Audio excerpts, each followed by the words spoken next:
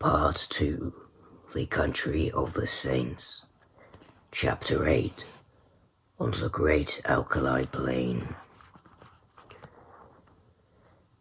In the central portion of the great North American continent, there lies an arid and repulsive desert, which for many a long year served as a barrier against the advance of civilization. From the Sierra Nevada to Nebraska, and from the Yellowstone River in the north to the Colorado upon the south, is a region of desolation and silence. Nor is nature always in one mood throughout this grim district. It comprises snow-capped and lofty mountains, and dark and gloomy valleys. There are swift-flowing rivers which dash through jagged canyons, and there are enormous plains, which in winter are white with snow, and in summer are grey with the saline alkali dust. They all preserve, however, the common characteristics of barrenness, inhospitality, and misery. There are no inhabitants of this land of despair. A band of Pawnees or of Blackfeet may occasionally traverse it in order to reach other hunting grounds, but the hardiest of the braves are glad to lose sight of those awesome plains and to find themselves once more upon their prairies. The coyote skulls among the scrub, the buzzard flaps heavily through the air, and the clumsy grizzly bear lumbers through the dark ravines and picks up such sustenance as it can amongst the rocks. These are the sole dwellers in the wilderness. In the whole world there can be no more dreary view than that from the northern slope of the Sierra Blanco. As far as the eye can reach stretches the great flat plainland, all dusted with patches of alkali and intersected by clumps of the dwarfish chaparral bushes. On the extreme verge of the horizon lies a long chain of mountain peaks with their rugged summits flecked with snow. In this great stretch of country there is no sign of life, nor of anything appertaining to life. There is no bird in the steel-blue heaven, no movement upon the dull grey earth. Above all, there is absolute silence. Listen as one may, there is no shadow of a sound in all that mighty wilderness, nothing but silence, complete and heart-subduing silence. It has been said there is nothing appertaining to life upon the broad plain. That is hardly true.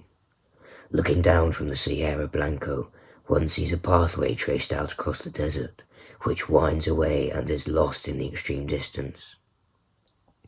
It is rutted with wheels and trodden down by the feet of many adventurers. Here and there are scattered white objects which glisten in the sun and stand out against the dull deposit of alkali. Approach and examine them.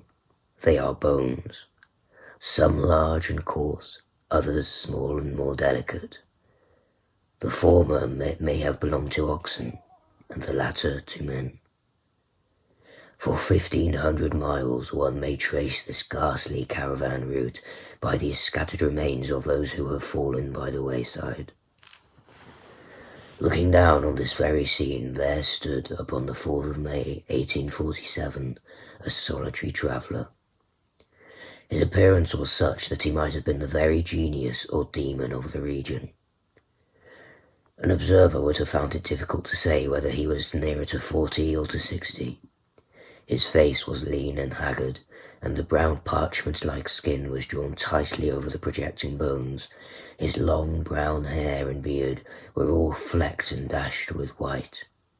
His eyes were sunken in his head and burned with an unnatural lustre, while the hand which grasped his rifle was hardly more fleshy than that of a skeleton. As he stood, he leaned upon his weapon for support, and yet his tall figure and the massive framework of his bones suggested a wiry and vigorous constitution. His gaunt face, however, and his clothes, which hung so baggily over his shriveled limbs, proclaimed what it was that gave him that senile and decrepit appearance. the man was dying from hunger and from thirst. He had toiled painfully down the ravine and onto this little elevation in the vain hope of seeing some signs of water. Now the great salt plain stretched before his eyes to the distant belt of savage mountains, without a sign anywhere of plant or tree which might indicate the presence of moisture. In all that broad landscape there was no gleam of hope. North and east and westward he looked with wild, questioning eyes, and then he realized that his wanderings had come to an end, and that there, on that barren crag, he was about to die. "Why not here as well as in a feather bed 20 years hence?" he muttered, as he seated himself in the shelter of a boulder. Before sitting down, he had deposited upon the ground his useless rifle, and also a large bundle tied up in a grey shawl, which he had carried slung over his right shoulder. It appeared to be somewhat too heavy for his strength, for when he lowered it, it came down on the ground with some little violence. Instantly there broke from the grey parcel a little moaning cry, and from it there protruded a small, scared face, with very light brown eyes, and 2 little speckled, dimpled fists. "You've heard me," said a childish voice, reproachfully. "Have I, though?" the man answered penitently. "I didn't go for to do it." As he spoke, he unwrapped the grey shawl, and extricated a pretty little girl of about 5 years of age, whose dainty shoes and smart pink frock, with its little linen apron, all bespoke a mother's care. The child was pale and wan, but her healthy arms and legs showed that she had suffered less than her companion. "How is it now?" he answered anxiously, for she was still rubbing the towsy golden curls which covered the back of her head. "Kiss it and make it well," she said, with perfect gravity, showing the injured part up to him. "That's what Mother used to do." "Where's Mother?" "Mother's gone. I guess you'll see her before long." "Gone, eh?" said the little girl. "Funny, she didn't say goodbye. She most always did if she was just going over to Auntie's for tea, and now she's been away 3 days. Say, it's awful dry, ain't it? Ain't there no water nor nothing to eat?" "No, there ain't nothing, dearie. You'll just need to be patient a while, and then you'll be all right. Put your head up again me like that, and then you'll feel bullier. It ain't easy to talk when your lips is like leather, but I guess I'd best let you know how the cards lie." "What's that you've got?" "Pretty things, fine things," cried the little girl enthusiastically, holding up 2 glittering fragments of mica. "When we goes back to home, I'll give them to Brother Bob." "You'll see prettier things than them soon," said the man confidently. "You just wait a bit. I was going to tell you, though. You remember when we left the river?" "Oh, yes." "Well, we reckoned we'd strike another river soon, d'ye see. But there was something wrong. Compasses or map or something, and it didn't turn up. Water ran out. Just except a little drop for the likes of you and you couldn't wash yourself," interrupted his companion gravely, staring up at his grimy visage. "No, nor drink. And Mr. Bender, he was the first to go, and then Indian Pete, and then Mrs. McGregor, and then Johnny Holmes, and then, dearie, your mother." "Then Mother's Adida too," cried the little girl, dropping her face in her pinafore and sobbing bitterly. "Yes, they all went except you and me. Then I thought there was some chance of water in this direction, so I heaved you over my shoulder, and we tramped it together. It don't seem as though we've improved matters." That's an almighty small chance for us now. Do you mean that we are going to die too? Asked the child, checking her sobs and raising her tear-stained face. I guess that's about the size of it. Why didn't you say so before? She laughed, gleefully. You gave me such a fright. Why, of course, now as long as we die we'll be with Mother again. Yes, you will, dearie. And you too. I'll tell her how awful good you've been. I'll bet she meets us at the door of heaven with a big pitcher of water and a lot of buckwheat cakes, hot and toasted on both sides, like Bob and me was fond of. How long will it be first? I don't know. Not very long. The man's eyes were fixed upon the northern horizon. In the blue vault of the heavens there had appeared 3 little specks which increased in size every moment. So rapidly did they approach, they speedily resolved themselves into 3 large brown birds, which circled over the heads of the 2 wanderers and then settled upon some rocks which overlooked them.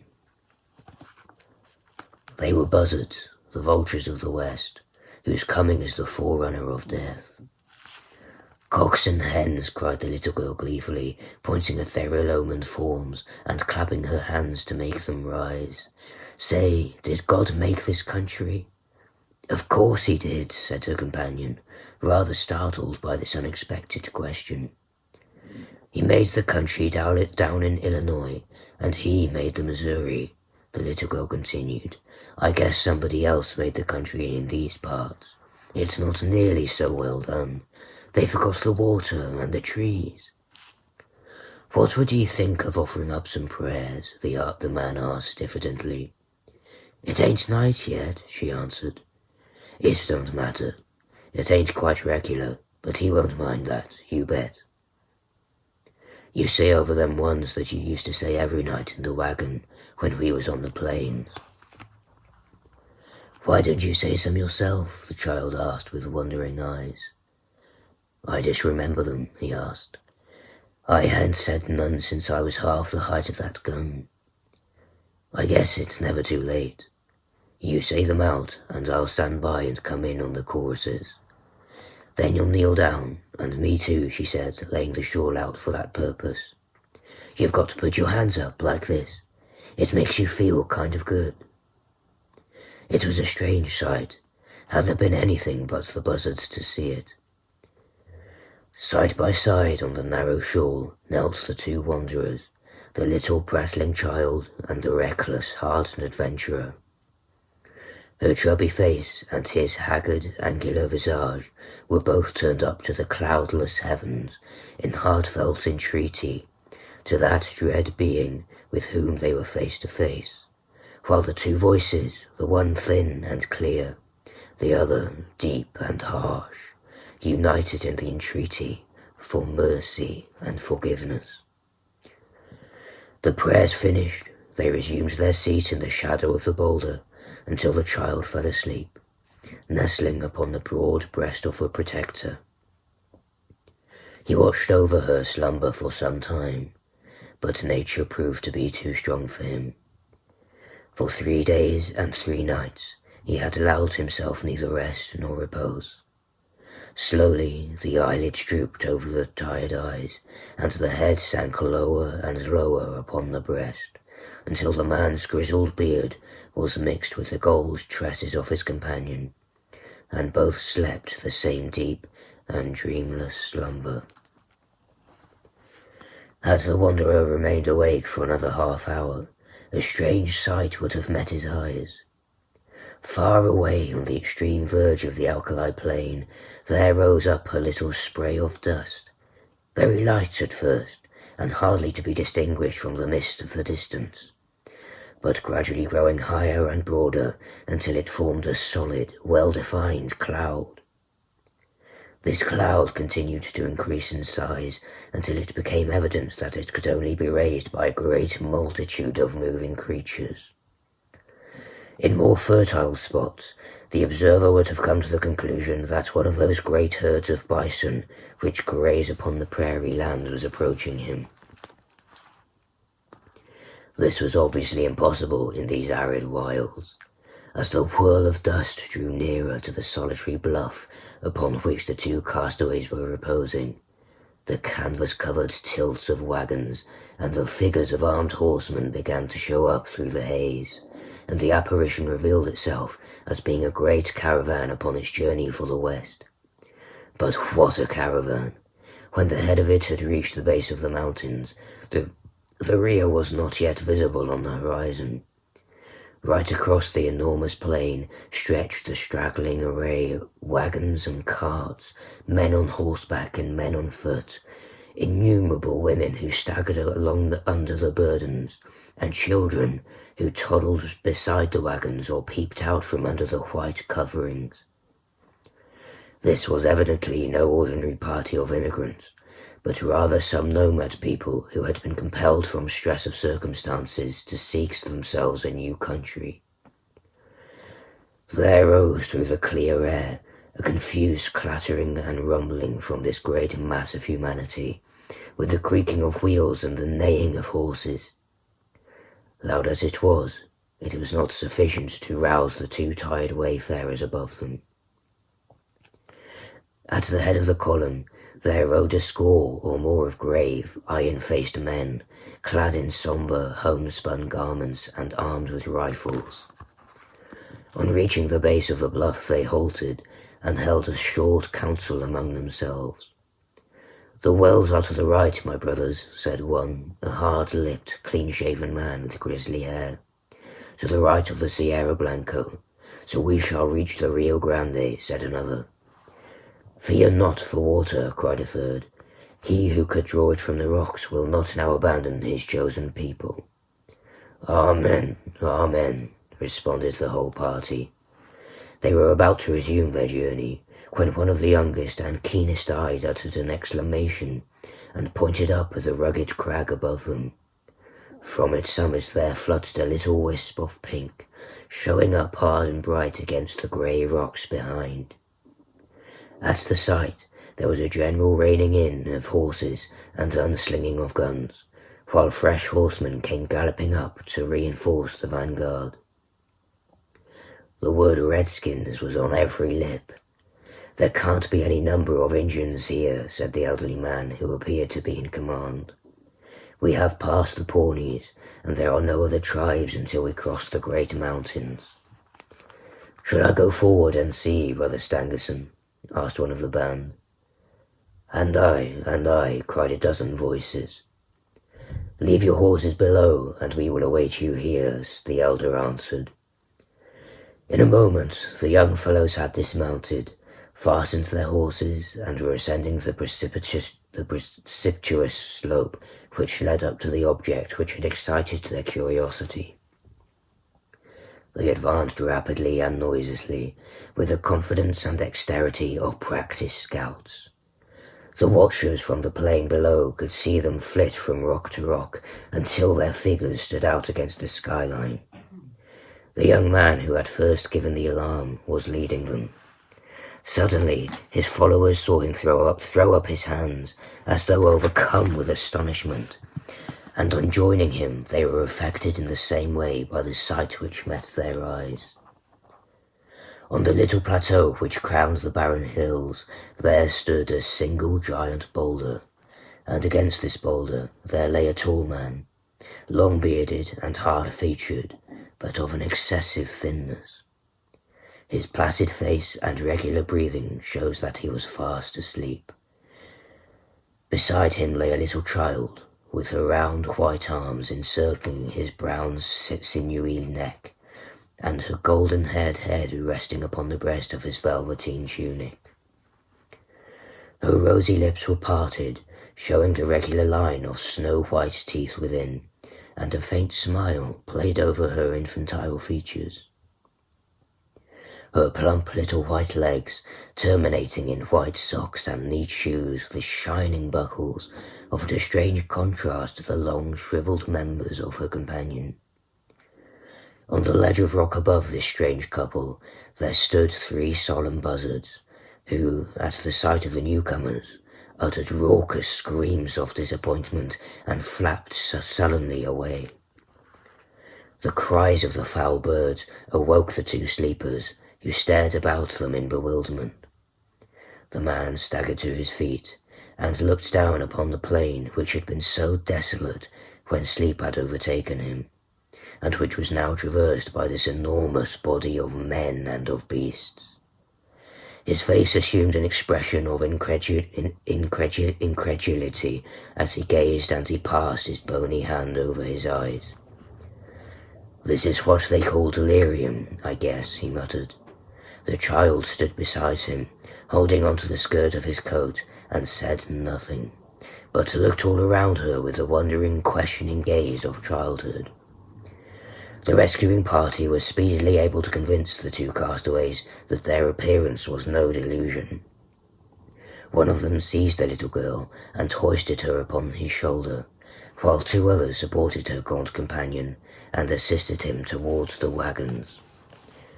"My name is John Ferrier," the wanderer explained. "Me and that little un are all that's left of 21 people. The rest is all dead of thirst and hunger away down in the south." "Is she your child?" asked someone. "I guess she is now," the other cried defiantly. "She's mine, 'cause I saved her. No man will take her from me. She's Lucy Ferrier from this day on. Who are you, though?" he continued, glancing with curiosity at his stalwart, sunburned rescuers. "There seems to be a powerful lot of ye." "Nigh upon 10,000, said one of the young men.